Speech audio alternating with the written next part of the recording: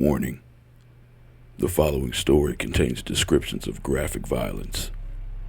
Viewer discretion is advised. This is a case of Robert Berdella.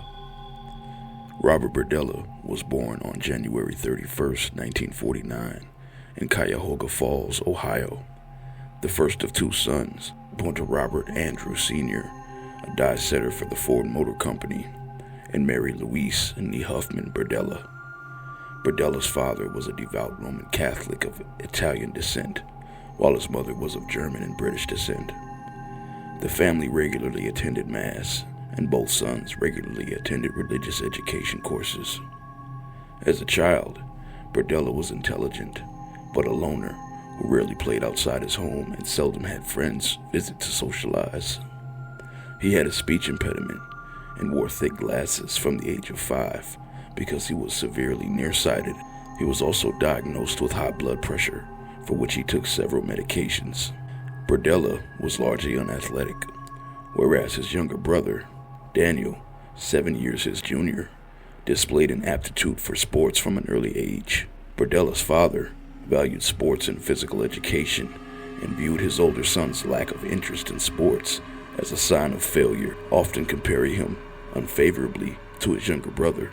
Occasionally, Berdella's father physically and emotionally abused his children, such as beating them with a leather strap. Berdella performed well academically, though teachers often found him difficult to teach, in part due to both his aloofness and his being the bullying recipient from other students. Because of this, he seldom socialized with his peers. When Berdella reached puberty, he discovered that he was homosexual. Initially, he kept this fact a closely guarded secret, and he did not become open about his sexuality for several years. Nonetheless, in his early teens, he briefly had a girlfriend. By his mid-teens, Berdella had begun to display a degree of aggression, becoming rude and condescending to others, particularly women. He learned about cooking and art and developed showmanship. On Christmas Day, 1965, the Berdella family drove to Canton, Ohio to visit relatives. That evening, Berdella's father had a heart attack at the age of 39. 2 days later, Berdella returned to Cuyahoga Falls by himself. When he arrived home, his family told him his father had died. Berdella sought solace in his Catholicism, reading extensively about many faiths. He eventually became cynical about all religion.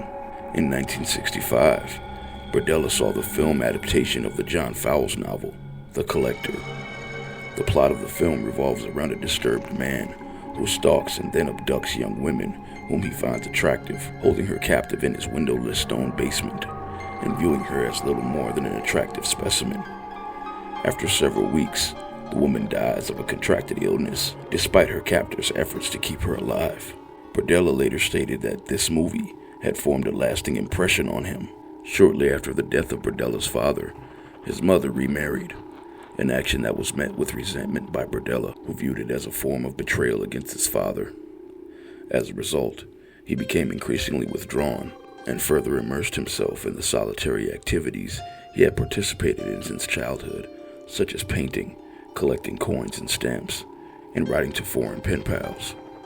Berdella would later claim that his hobby of writing to pen pals in countries such as Vietnam and Burma, and they're sending him stamps and photographs of mythical and historical icons, ancient cultures, and architecture will lead to his avid interest in primitive art, photographs, and antiques.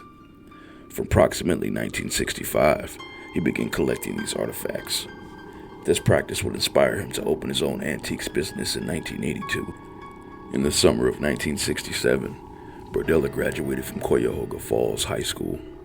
Throughout his studies in high school, he had earned such excellent grades and showed such potential that in 1966, one teacher had placed him in an independent study program. Shortly after graduation, Berdella relocated to Kansas City, enrolling in the Kansas City Art Institute with aspirations of becoming a college professor. In his first year at the KCAI, Berdella was considered an attentive and talented student, although by his second year, he became vocally anti-authoritarian, becoming acquainted with a clique of students who supplied him with drugs, which he then sold to other students at a profit. In addition, he began regularly abusing alcohol. He also engaged in acts of animal torture on at least 2 occasions. During one of these instances, he decapitated a duck in the presence of his peers, and in the second, he experimented with sedatives and tranquilizers on a dog. At the age of 19, Berdella was arrested for attempting to sell methamphetamine to an undercover officer. He was released after posting a $3,000 bond, equivalent to about $25,000 as of 2023. He would later plead guilty to the offense and was handed a 5-year suspended sentence. 1 month after this first arrest, Berdella and 2 other students were arrested for possession of marijuana and LSD in Johnson County. On this occasion, Berdella could not post bond, and he spent 5 days in jail. The charges against him and one of the other students would be dropped due to lack of evidence.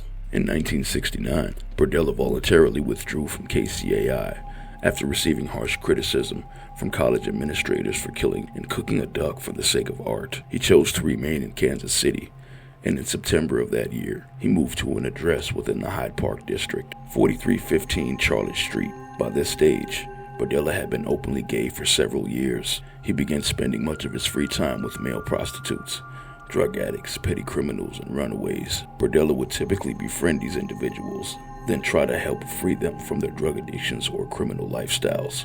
Although he was adamant that throughout much of the 70s he had no physical contact whatsoever with any of them. To several of his neighbors, Berdella stated that he felt almost like a foster parent to many of these youths.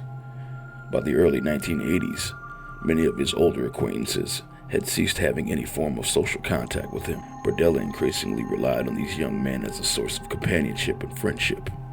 He would later claim to have become more and more frustrated that many of these individuals were ignorant of his efforts to help steer them away from their self-destructive behavior. Despite these later claims, Berdella would often engage in sexual relations with the men he befriended, and would establish a degree of control over them, in part too by engaging these sexual relations by loaning them money and allowing them to live rent-free at his house for periods of time.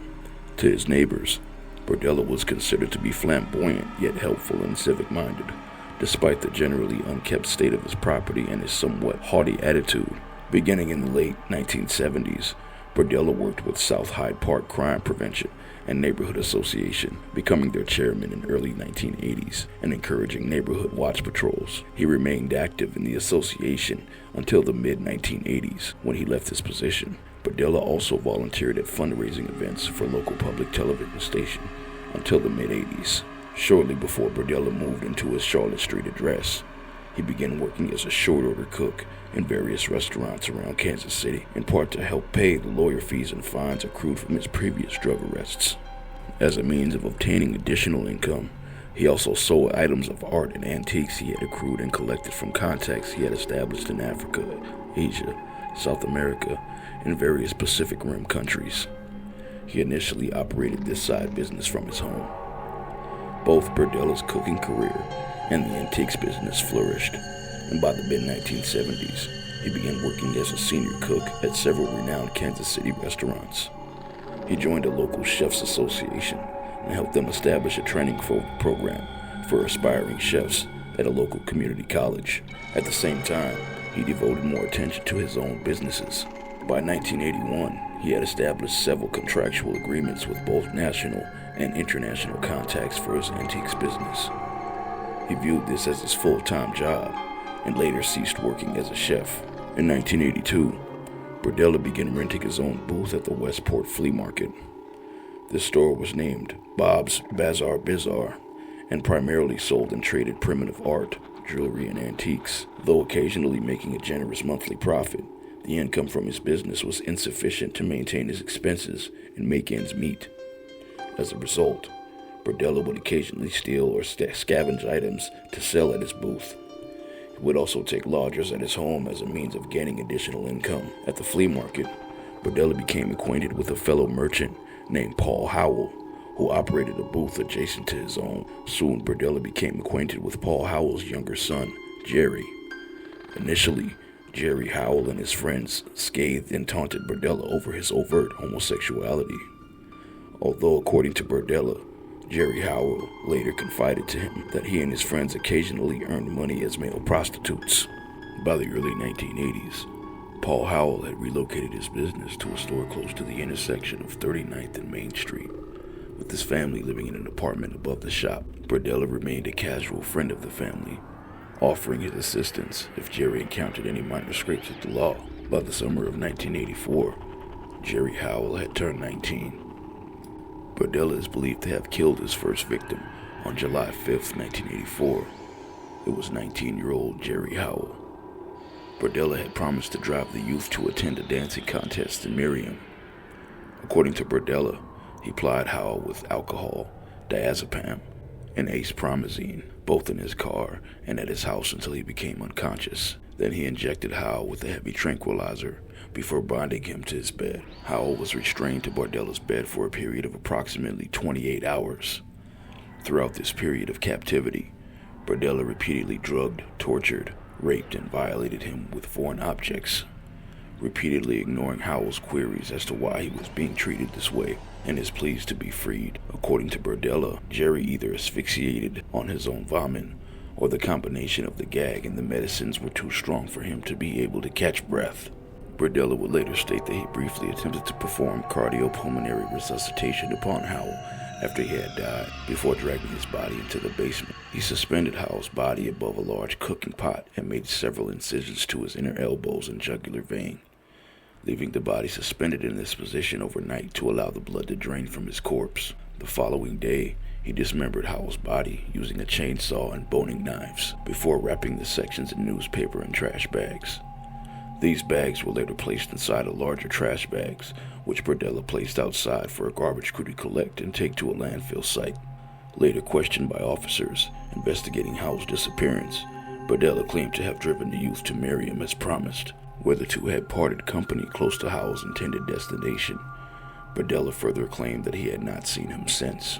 As would be the case with all Berdella's murders, he kept a detailed log in which he documented each act of sexual and physical torture inflicted upon his victim. Berdella would recall that, like his subsequent victims, Howell had repeatedly pleaded with Berdella to stop the abuse and torture.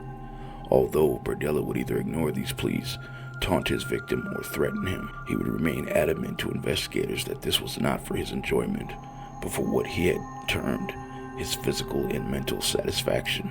On April 10th, 1985, an itinerant former lodger, 20-year-old Robert Sheldon, arrived on Berdella's doorstep, asking if he could stay at his house for a short period of time. According to Berdella, although Sheldon paid his rent responsibly, he considered him to be an inconvenience. Although he was not physically attracted to Sheldon, on April 12th, he drugged and held him captive because he returned home from work to find Sheldon intoxicated. Berdella was adamant that he held no firm malice toward Sheldon, but saw him as someone upon whom he could express some of the anger and frustration that I had toward other people, unquote.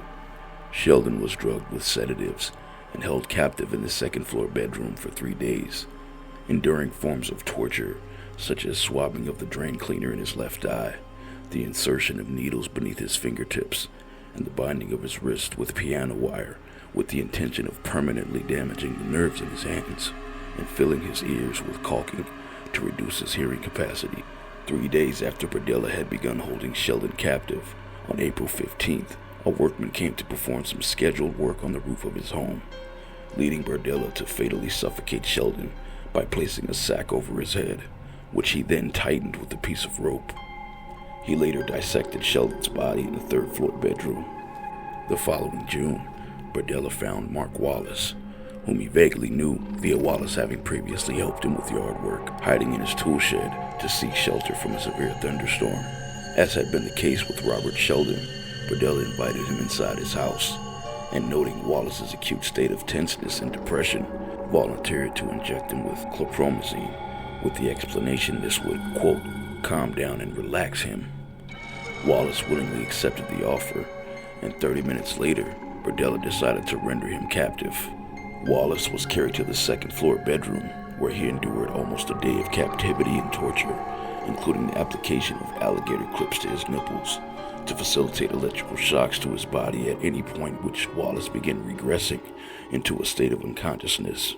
According to Berdella, 1 hour after his experimenting with hypodermic needles, by inserting them into various muscles upon his victim's back. Mark Wallace died through a combination of the drugs, the gag, and the lack of oxygen. He noted this victim's time of death as being 7 p.m.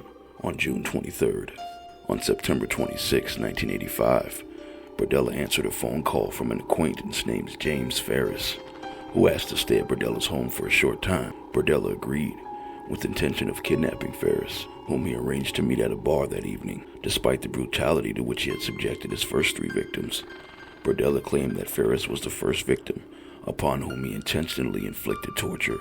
He also informed investigators that there were occasions during his final 3 victims' periods of captivity when he deceased, making additions to his abuse logs because he assumed the victim would not be able to make it much longer. Berdella brought Ferris home and drugged him with crushed tranquilizers, concealed in a meal, then tied him to his bed before torturing him almost constantly for approximately 27 hours. The torture included the repeated administration of 7,700-volt electrical shocks to the shoulder and testicles for up to 5 minutes in each instance, and acupuncture via hypodermic needles to the neck and genitals. Ferris gradually became delirious, but Berdella continued his physical and sexual assaults until he noted in his log that Ferris was unable to sit up more than 10-15 seconds. The next entry read, quote, "very delayed breathing," and finally, Berdella noted that Ferris died with the slang term he had used in his career as a chef, 86, which Berdella later explained meant anything from throw it out to stop the project. Todd Stoops was a 23-year-old drug addict and occasional prostitute who, alongside his wife, had twice lived briefly at Berdella's house in 1984. After Stoops and his wife moved out of Berdella's home the second time, Berdella did not see him again until a chance encounter at Kansas City's Liberty Memorial Park on June 17, 1986. Berdella invited him into his house with an offer of lunch, with an added incentive of sex, as Stoops stated he needed $13 to purchase drugs. Berdella would later stress to the investigators that he had been extremely physically attracted to Stoops, and this victim was held captive for 2 weeks before he died. He gradually increased Stoops' terror, attempting to make him a cooperative and incapacitated sex slave. Berdella used electrical shocks through Stoops' closed eyes in an attempt to blind him and inject drain cleaner into his larynx to try to silence his screaming. During the second week of his capture, Stoops asked Berdella for a soft drink and a sandwich. When Berdella refused, Stoops burst into tears. On June 27th, he ruptured Stoops' anal wall with his fist, causing bleeding and discharge. Towards the end of Stoops' captivity, he tried to feed his captive ice cream and soup, although Stoops wasn't able to keep anything down. By the final day of his captivity, Stoops was so weak, Berdella later stated that he had been unable to breathe in a sitting position. On July 1st, 1986, Stoops died. A forensic pathologist later testified that the ruptured anal wall caused septic shock, which proved fatal. In the spring of 1987, Berdella became friendly with the 20-year-old Larry Wayne Pearson. The casual friendship began when Pearson entered his shop and explained to Berdella that, as a child, he had held an interest in both witchcraft and wizardry. Shortly thereafter, Pearson temporarily lodged with Berdella and willingly performed chores around his home as a means of paying rent. According to Berdella, he did not initially intend to capture Pearson, but began forming the plan to do so on June 23rd, 2 weeks after having bailed Pearson out of jail and noting Pearson, in the weeks prior to his captivity, displayed little interest in finding a job. On the afternoon of June 23rd, Berdella and Pearson watched the movie Creepshow 2 together before eating lunch. As the two drove around Kansas, the young man began jokingly referring to his practice of robbing gay men in Wichita. This disclosure finalized Berdella's decision to hold Pearson captive. That evening, Berdella ensured Pearson became intoxicated before injecting him with chlorpromazine and moving him down to his basement, where he bound Pearson's hands above his head, then linked the rope he had used for his purpose to a brick column before injecting Pearson's larynx with drain cleaner. He then brought an electrical transformer to the basement. According to Berdella, Pearson was by far the most cooperative of his 6 murder victims. On the 5th day of his captivity, having by this stage endured torture such as repeated administration of electrical shocks with the transformer and breaking of several hand bones with an iron rod to render him submissive. Berdella deduced Pearson had earned his trust as to his continued cooperation in his sexual and physical abuse. As a form of reward, Pearson was moved to the second floor, with Berdella first informing Pearson that if he continued to cooperate, he would not continue to inflict as much pain upon him as he had done so while he had been held captive in the basement. Throughout the latter part of his 6 weeks of captivity, Pearson trained himself to sleep without moving in order that he did not antagonize Berdella and thus invite further torture or being returned to the basement. After 6 weeks of captivity, Pearson deeply bit into Berdella's penis before screaming he could not continue to tolerate his ongoing poor treatment. In response, Berdella killed Pearson by first bludgeoning him into unconsciousness with a tree limb, then suffocating him with a bag and ligature. Before driving to the hospital to receive treatment for his wound, Pearson's body was later dismembered in the basement and his head initially stored in a plastic bag inside Berdella's freezer before being buried in the backyard. At 1 a.m. on March 29, 1988, Berdella abducted his last victim, a 22-year-old male prostitute named Christopher Bryson, whom he lured to his house upon the promise of payment for sex. At Berdella's home, Bryson was knocked unconscious with an iron bar, then bound to Berdella's bed, where he was subjected to similar methods of abuse and torture endured by previous victims. Although in Bryson's case, Berdella repeatedly swabbed his eyes with ammonia before exclaiming to him, quote, "The only things you need to think about are you, me, and this house," unquote. After several days, Berdella explained to Bryson he had begun to trust his captive and that although he was willing to discuss some aspects of the abuse and torture he was receiving, there would be no negotiations regarding his sexual abuse. Berdella finished his discussion with a stern warning, quote, "I've gotten this far with other people before, and they're dead now because of mistakes they made," unquote. By the third day of his capture, Bryson had earned sufficient trust from Berdella to persuade him to establish a daily regime of trying to get his hands in front of him after his sexual abuse, rather than to the bed above his head. Upon the excuse that his doing was so restricting the circulation to his arms, he had also persuaded Berdella to leave a television on in the room with the remote control placed between his legs whenever Berdella was out of the room.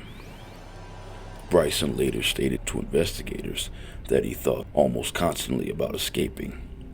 The following day, he managed to break free of his restraints by burning through them using a book of matches Berdella had inadvertently left in the room and within his reach where he had left the house to go to work. Wearing nothing but a dog collar, Bryson managed to escape from the house by jumping from a second-floor window, breaking a bone in his foot. He ran toward a meter reader who was working down the other side of the street, shouting for him to call the police.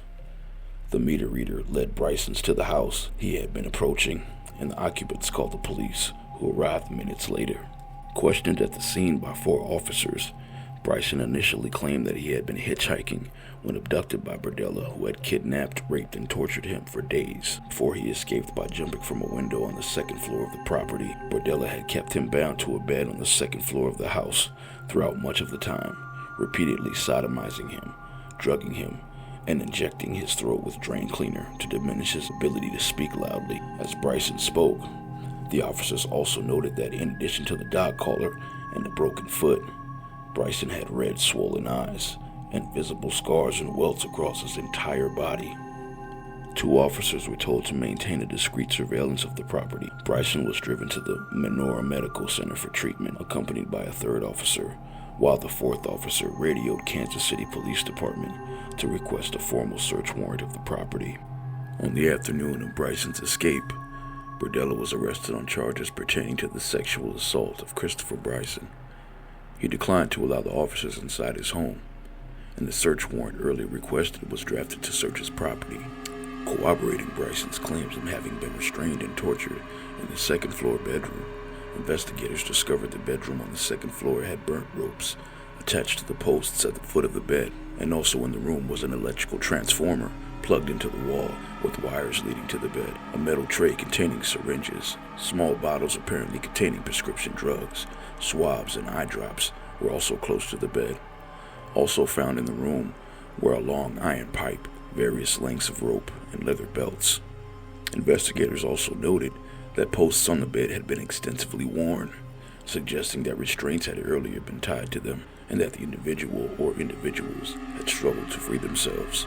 Searching the house and grounds of 4315 Charlotte Street, investigators uncovered a human skull inside a closet on the second floor of his property and a partially decomposed human head in the backyard. The search also uncovered several human vertebrae scarred by both hacksaw and knife marks stowed in the hallway, and several human teeth stowed in 2 envelopes. Both a hacksaw and a miter saw were discovered in the basement of the property, and a chainsaw was also found to be soiled with bloodstains, flesh, and pubic hairs. Luminol tests revealed that the floor of Berdella's basement and 2 plastic trash barrels were extremely bloodstained. 334 Polaroid pictures and 34 snapshot prints of various men were also found in Berdella's house. These pictures showed Christopher Bryson and several other men, both in life and death. Many of the images had been taken while the subjects were being tortured. The search also uncovered numerous restraints and sexual devices, pornographic literature, hypodermic needles, and a book on narcotics. Officers also discovered a stenographer's pad containing detailed torture logs that Berdella had maintained for each victim, lying atop a chest of the drawers. Several newspaper clippings from the Kansas City Star mentioning a missing young man named Jerry Howell and a wallet and a driver's license belonging to a missing person named James Ferris were discovered in a closet on the second floor of the property. Before the search of the Berdella's property had concluded, the KCPD assembled a special task force of 11 detectives and 1 sergeant to focus exclusively on the Berdella case. This task force extensively researched Berdella's history, discovering that he was well known among Kansas City male hustlers. Having earned a reputation for preying on transient young men, several of these male prostitutes were also reluctant to accept him as a client, both because of his penchant for drugging, injecting, and torturing his sexual partners and acquaintances, and also because he had long been considered a suspect in the disappearance of 2 men whose personal possessions had been found in his house, Jerry Howell and James Ferris. Missing persons reports had been filed for both of these men, and Berdella had been extensively questioned in relation to these disappearances. He denied having anything to do with the disappearances. Despite being considered a prime suspect in both cases and being placed under surveillance, police had been unable to find any solid evidence linking him to either man's disappearance. In both instances, after his initial statement to police, Berdella indignantly refused to talk further without having a lawyer present. His lawyer would later threaten to file harassment accusations against police unless their questioning and surveillance of him ceased. James Ferris's wife identified him in several Polaroids found at Berdella's property, some taken after her husband's death. Paul Howell formally identified one picture of a young man hanging upside down in Berdella's basement as his son. Several other Polaroid images depicted as yet unidentified young men, and several detectives were assigned to identify them to determine if they were alive or dead, and if alive, the circumstances of the picture. Since several of these images depicted a section of the body of the photographer, on April 13th, Berdella was ordered to pose nude for a series of photographs in the same precise angles as the evidence photos for the comparison with the original Polaroid images. As numerous male names have been found scrawled upon various stenographers' pads at Berdella's address, the detectives began attempting to trace each of them. One of those traced, a young man named Freddie Kellogg, was able to state to detectives he and several other young men had intermittently lodged with Berdella since the early 1980s, and that Berdella had been in the habit of plying his lodgers with drugs, typically intravenously, before engaging in sex with them, regardless of whether they were consented or not. Kellogg stated that in order for him to be allowed to lodge with Berdella, he must agree to persuade young men whom Berdella found attractive to attend parties at Charlotte Street so that Berdella could drug them. Should Berdella ever discover that any of them was a police informant, he would use this knowledge to blackmail him. In spite of this threat, Kellogg stated that numerous male prostitutes and addicts had been reluctant to engage in any form of contact with Berdella because of rumors of his links to the 1984 disappearance of Jerry Howell. In addition to these disclosures, Kellogg was able to name 3 of the men depicted in the Polaroids as Todd Stoops, Robert Sheldon, and Larry Wayne Pearson. The investigators would discover that Berdella had paid a $30 fee to secure a bond for Pearson in June 1987, and that no further records existed to indicate that Pearson was still alive. Nonetheless, investigators did discover that in August 1987, Berdella had filed an assault report from a hospital room, alleging that a man named Larry Pearson had deeply bitten his penis during oral sex, causing a serious laceration. An interview with Robert Sheldon's employers at a Kansas City manufacturing plant confirmed that although the young man had been a reliable employee, he had suddenly ceased attending work in April '85. Shortly after the search of 4315 Charlotte Street had concluded, Berdella was informed of the discoveries at his property. The same afternoon, he was ordered to pose for the series of nude photographs for comparison with the Polaroid images he had taken. Investigators attempted to conduct their first formal investigation with him. Although Berdella simply invoked his right to silence in this setting, investigators later sought to obtain handwritten samples from Berdella in an effort to prove that he had written the notes found within various stenographers' pads discovered at his house. He refused to cooperate and was sentenced to 6 months in jail for contempt of court. Initially, Berdella was formally charged with 1 count of felonious restraint, 1 count of assault, and 7 counts of forcible sodomy. As investigators continued their investigations into the discoveries at his property, he was assigned a temporary public defender as his legal representative and held in protective custody in Jackson County Jail in lieu of a $500,000 bail. In late April, the skull found inside Berdella's closet was identified via dental x-rays obtained via subpoena from the University of Kansas Medical Center as that of Robert Sheldon. The same day, a dental identification was made upon Sheldon's skull. 2 men separately phoned the Kansas City Police Department to state one of 7 unidentified young men depicted in the photographic array released to the media on April 27th was a former high school acquaintance of theirs named Mark Wallace. When a detective contacted Wallace's sister, she stated her brother had been missing since mid-1985. Shortly thereafter, investigators discovered that photograph D, released to the media in this same array, was one Larry Wayne Pearson, as Pearson had once been a ward of the court in Wichita. His dental records were discovered and compared with the skull found in Berdella's backyard. Berdella would formally be charged with the murder and dismemberment of Larry Wayne Pearson in July after the head discovered in his backyard was formally identified as Pearson's on May 12th. Prosecutors had gathered sufficient circumstantial evidence to accompany the physical evidence retrieved. On July 22, 1988, a grand jury formally indicted Berdella for the murder of Larry Wayne Pearson. The following month, he was arraigned and pleaded guilty in the 4th Circuit Court of the Jackson County Court before Judge Alvin C. Randall to the first-degree murder of Larry Pearson. The plea was entered following a late morning recess in the arraignment hearing into this particular murder and came as a surprise to both the judge and prosecuting attorneys. The prosecution team assigned to the case accepted the plea, with Assistant Prosecutor Pat Hall later explaining this decision as being in the best interest of our client, the people of the state of Missouri. Following the submission and acceptance of this plea, the judge insisted that Berdella confess under oath as to Pearson's death. In response to questioning by his attorneys, Berdella stated, quote, "I put a plastic bag over his head and tied it with rope and allowed him to suffocate," unquote. When asked if he performed this act deliberately and with malice, aforethought, Berdella simply stated, "Yes." He was sentenced to life imprisonment without the possibility of parole. Upon being sentenced, Berdella was transferred to the Missouri State Penitentiary to commence his life sentence. He would later be temporarily placed in protective custody at the Potosi Correctional Facility due to concerns for his safety.